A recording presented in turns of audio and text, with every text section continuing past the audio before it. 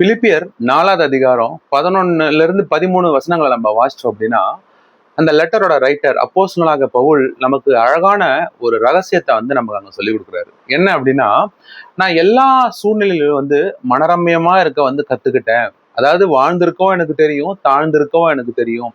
எனக்கு ஒரு டைம்ல பட்டினியா இருக்கவும் தெரியும், ஒரு டைம்ல பரிபூர்ணமா எல்லாம் சந்தோஷமா இருக்கவும் எனக்கு தெரியும் அப்படின்ற ஒரு சீக்ரெட்டை நமக்கு சொல்றாரு.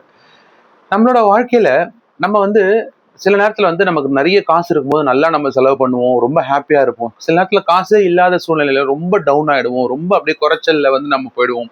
ஒரு சில நேரத்துல ரொம்ப சந்தோஷமா இருப்போம், எல்லாம் நம்ம வாழ்க்கையில கைக்கூடி வரும்போது ரொம்ப ஹாப்பியா இருப்போம். இல்ல எதுவுமே கைக்கூடி வராத சமயத்துல ரொம்ப உடைஞ்சு போயிடும், மனசு உடைஞ்சு போயிடும், ரொம்ப சோர்ந்து போய் உட்காந்துருவோம்.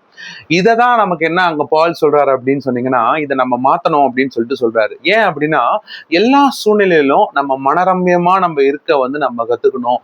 எப்படி இருந்தாலும் சூழ்நிலைகள் எப்படி மாறினாலும் நம்ம ஒண்ணு போல நம்ம இருக்கக்கூடிய ஒரு சீக்கிரட்டை நம்ம கத்துக்கணும் அப்படின்னு அங்க பால் நமக்கு சொல்றாரு. அதை விட என்ன சொல்றாரு அப்படின்னு சொன்னீங்கன்னா, லாஸ்ட்ல தான் இருக்கிறதுலே முக்கியமா என்ன சொல்றாருன்னா, என்னை பலப்படுத்துகிற கிறிஸ்துவனாலே எல்லாவற்றையும் செய்ய எனக்கு பலன் உண்டு அப்படின்னு சொல்றாரு. அப்போ நம்மளால இந்த காரியங்கள் முடியாது.